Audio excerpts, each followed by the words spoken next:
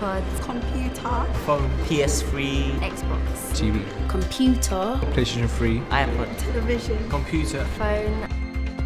Young people have a familiarity and are indeed comfortable with a whole range of technology. So I think our task as educators is to engage with them, to look at the platforms, to look at what they're using and to see what relevancy or how we can begin to use it in terms of enhancing our curriculum, our teaching. I use my PlayStation 3 for like internet and gaming. I use my laptop for my work because it's good to like transport from place to place. I spend an hour and a half a day on the internet. So if I had to research something, I could do it quickly on the internet. Sometimes go on the internet on my phone. I use my computer for homework, coursework, and to like do independent research. There's a whole range of IT resources which are going to become available in the future, ranging from PDAs to smartphones to the use of memory sticks. All these new technologies, they do present us with both problems or challenges and opportunities.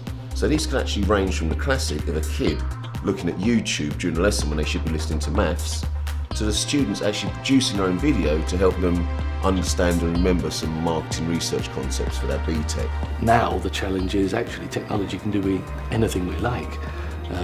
What would we like to do? And what we'd like to do is engage young minds in collaboration, in ambition, in hard thinking.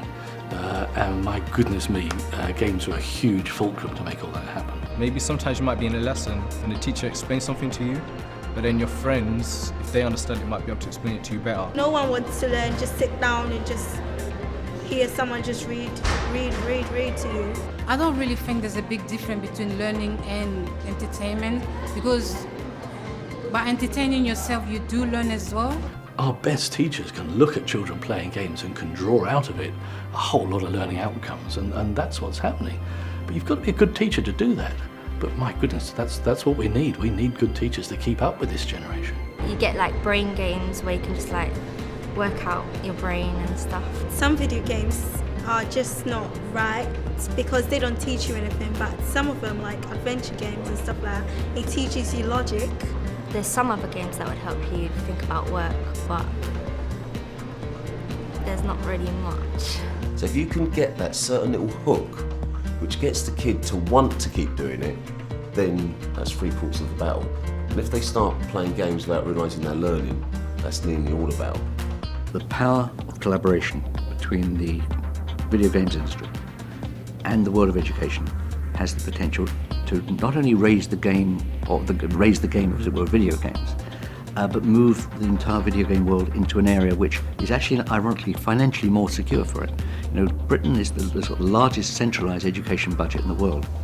If we can establish a position whereby part of that budget is earmarked for excellent learning software, which has been designed and built and by the video games industry, it is a fantastically effective addition to their ability to compete worldwide. It underwrites a lot of their R&D. It moves them into a new marketplace. Most important of all, it actually gives British education a real jump on the rest of the world in terms of developing software and indeed developing people.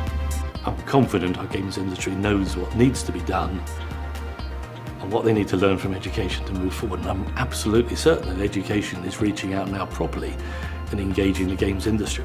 It's clear that we've got to embrace this technology and make sure we use it in a constructive, coordinated way, otherwise this opportunity could be lost.